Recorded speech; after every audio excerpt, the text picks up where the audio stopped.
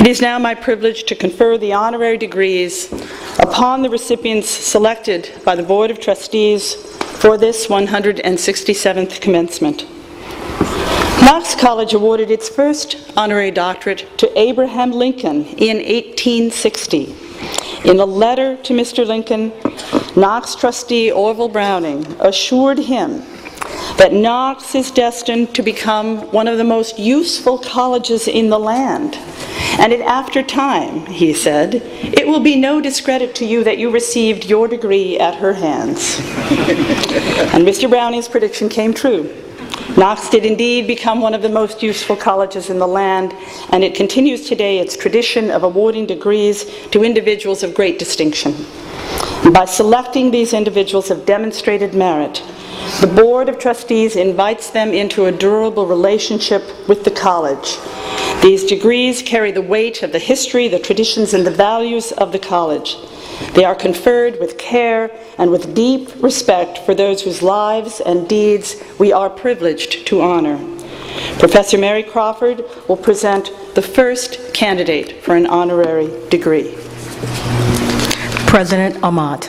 Professor Crawford. I'm deeply honored to present Dr. Joseph S. Francisco for the degree of Doctor of Science. Dr. Francisco is a first-generation college student.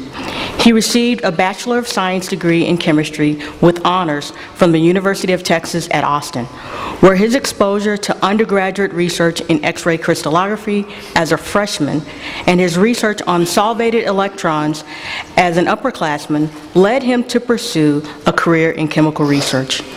He completed graduate studies at the Massachusetts Institute of Technology, where he received a PhD in chemical physics. Following postdoctoral work at Cambridge University in England, he returned to the U.S. as a postdoctoral fellow at the Massachusetts Institute of Technology. Dr. Francisco is an internationally recognized expert in the field of atmospheric chemistry and chemical physics. His efforts have resulted in over 400 peer-reviewed publications, 9 book chapters, and a co-authored textbook entitled Chemical Kinetics and Dynamics. His excellence as a scientist has been recognized through many achievements. He was named a National Science Foundation Presidential Young Investigator and has been the recipient of a Camille and Henry Dreyfuss Teacher Scholar Award. He has been a Simon H. Guggenheim Fellow and an Alfred P. Sloan Fellow. The German government bestowed on him a Humboldt Research Award. In 2007, Purdue University awarded him a Herbert Newby McCoy Award, which is the highest research award given to a faculty member. He holds honorary Doctor of Science degrees from Tuskegee University and the University of Arkansas at Little Rock. In 2010, he was elected to the American Academy of Arts and Sciences. In addition to advancing our scientific knowledge, Dr. Francisco is dedicated to serving and improving the lives of others through education.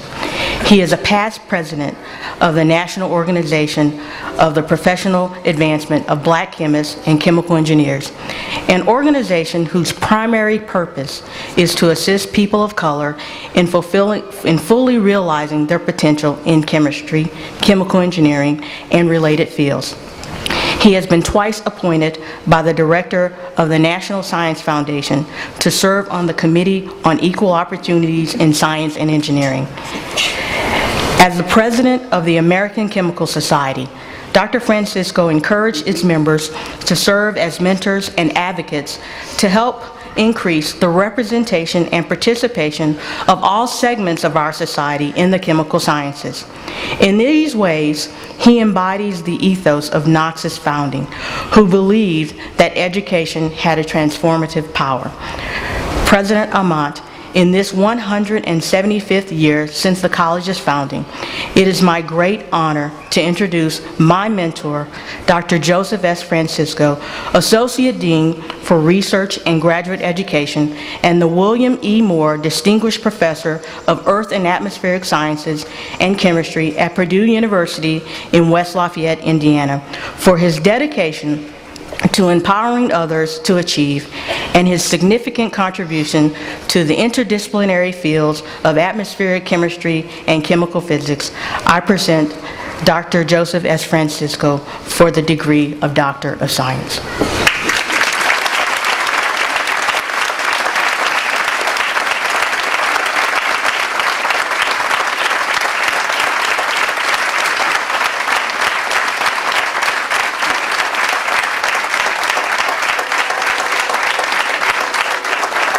By the authority of the General Assembly of the State of Illinois, vested in the Board of Trustees of Knox College, and by them delegated to me, I hereby confer upon you the degree Doctor of Science, honoris causa, with all the privileges, honors, and dignities which here and elsewhere pertain to that degree.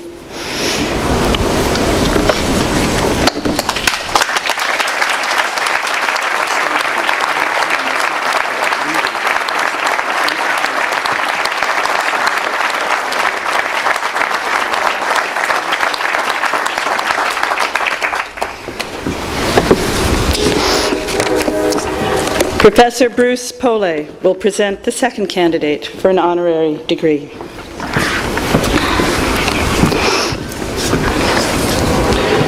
President Amott. Professor Pole. Too many presidents.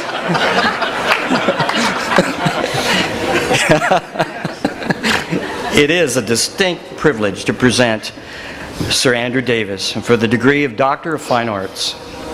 Sir Andrew Davis is one of today's most highly regarded and sought-after international conductors. He currently serves as music director of the Lyric Opera of Chicago, having recently been named to its board of directors. Maestro Davis is also conductor laureate of the Toronto Symphony Orchestra and the BBC Symphony Orchestra, where he held the longest tenure as chief conductor since the orchestra's founder, the legendary Sir Adrian Boult.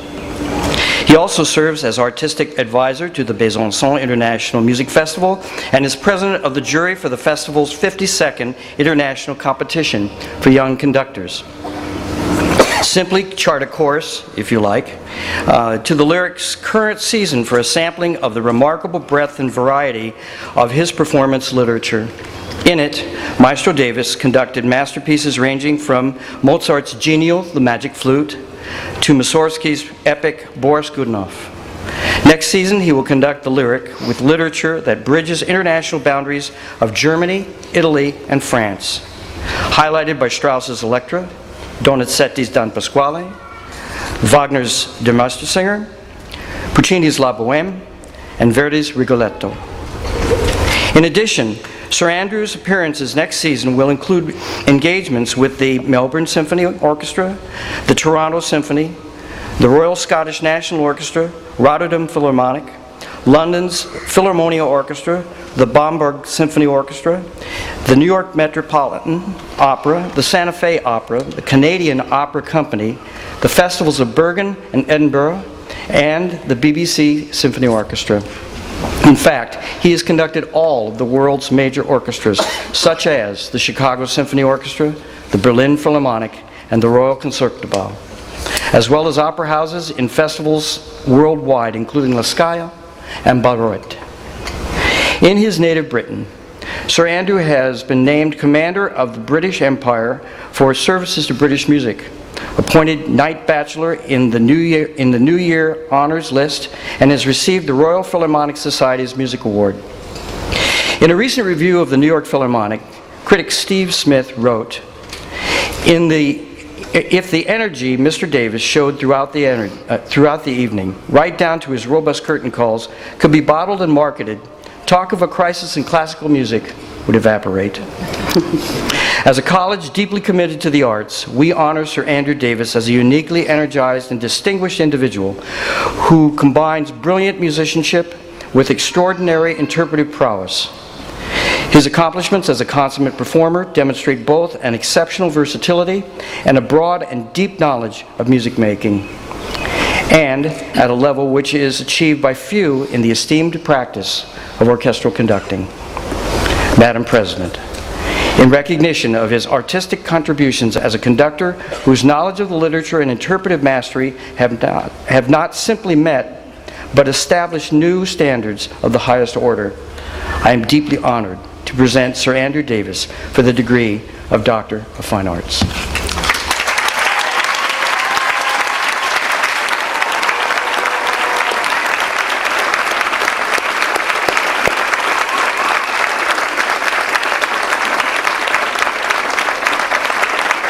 By the authority delegated to me, I hereby confer upon you the degree Doctor of Fine Arts, honoris causa, with all the privileges, honors, and dignities which here and elsewhere pertain to that degree.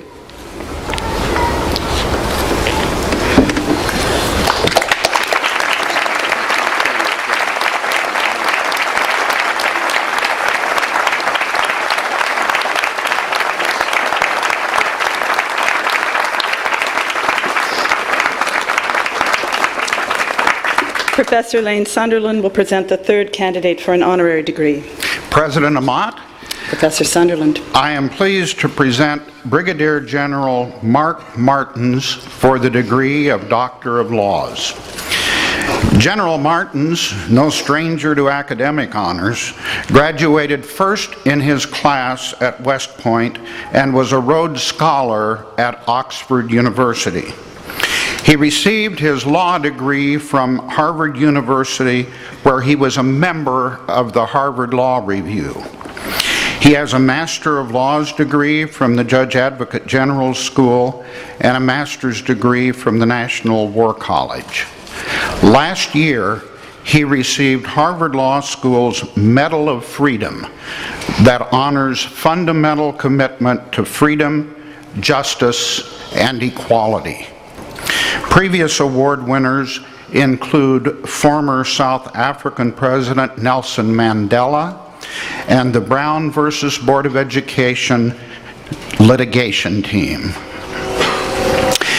General Martins has had a number of challenging assignments during his career. In Iraq, he supervised 700 legal personnel. He explains the large number of lawyers in these words: being governed by law is what distinguishes an army from a mob. He pursued a similar goal in Afghanistan when serving as commander of the Rule of Law Field Force. He co-led the Interagency Detention Policy Task Force created by the President in 2009. He shared in the drafting of the Military Commissions Act of 2009 that bans use of evidence obtained by torture or by cruel, inhuman, or degrading treatment. General Martins is currently Chief Prosecutor for the Office of Military Commissions. Crucial decisions regarding Guantanamo detainees are being made under his leadership.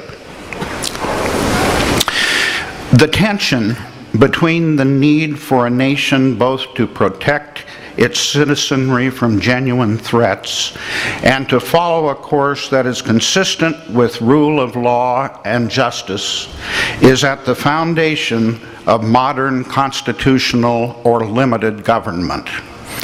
The Federalist, in arguing for adoption of the Constitution, articulated the need for a government to have the authority to meet the unforeseen exigencies that would inevitably confront the new government.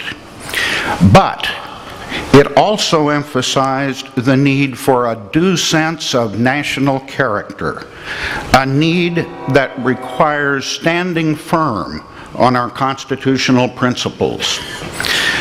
The Federalist rests on this belief: no government will long be respected without being truly respectable. General Martins echoes these convictions within our current circumstances. At Harvard Law School, referencing Al-Qaeda and associated forces, he recently said, By both scorning and cynically invoking the law for refuge, they tempt even peaceful peoples to respond outside the law. Such responses are a mistake, however. Despite our enemy's tactics, we must always operate in the space defined by the law and our values. General Martins makes decisions in prosecuting Guantanamo Bay cases that demonstrate our national character, our need to protect ourselves, and our devotion to justice. These are cases in which political and legal theory beg for application to practical circumstances. General Martins reflects the Knox belief that right makes might, a memorable phrase of a favorite son of Knox College, Abraham Lincoln. President Amat, I am honored to present Brigadier General Mark Martins for the degree of Doctor of Laws.